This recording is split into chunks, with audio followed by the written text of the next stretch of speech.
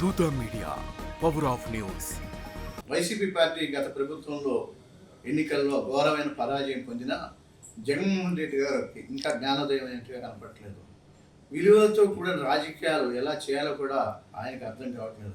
ఈరోజు అనవసరంగా పవన్ కళ్యాణ్ గారిని ఆయన అనరాని మాట్లాడటం చాలా బాధాకరమైన విషయం.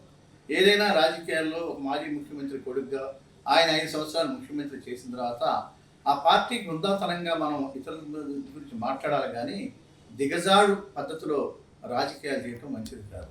ఇవాళ ఈ పార్లమెంటరీ ప్రజాస్వామ్యంలో భారత రాజ్యాంగం కల్పించినటువంటి దీనిలో ఎవరైనా సరే శాసనసభ కానీ పార్లమెంట్కి కానీ ఎన్నిక కావచ్చు.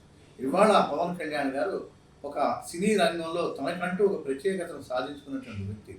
10 సంవత్సరాలు పార్టీ పెట్టి 2014లో అవకాశం వచ్చిన ఆ రోజునే ఎంపీ ఎమ్మెల్యే అయ్యే అవకాశం వచ్చిన వద్దనుకుని ప్రజాసేవ చేయాలి, నాకంటూ ఈ రాజకీయాలు ఏంటో తెలియాలి, పరిపాలన ఏంటో తెలియాలి 10 సంవత్సరాలు మరి ఆయన పార్టీని పోషించుకుంటూ వచ్చి ఇప్పుడు రాష్ట్రం అధోగతి పాలైపోయింది, అందరం కలిసికట్టుగా పోటీ చేస్తేనే కానీ ఈ రాష్ట్రం బాగుపడదన్న ఉద్దేశంతో కూటమి మరి ఏర్పాటు చేసి ఆయన యొక్క పవన్ కళ్యాణ్ గారి చిత్రతోటి చంద్రబాబు నాయుడు గారిని కూడా కలుపుకుని బీజేపీని కూడా కలుపుకుని ఇవాళ కేంద్రంలో రాష్ట్రంలో ప్రభుత్వాలు ఏర్పాటు అవడానికి కారణమైనటువంటి ఒక ప్రజాసేవకే నా జీవితం అంకితమైనటువంటి వ్యక్తి పవన్ కళ్యాణ్ గారు.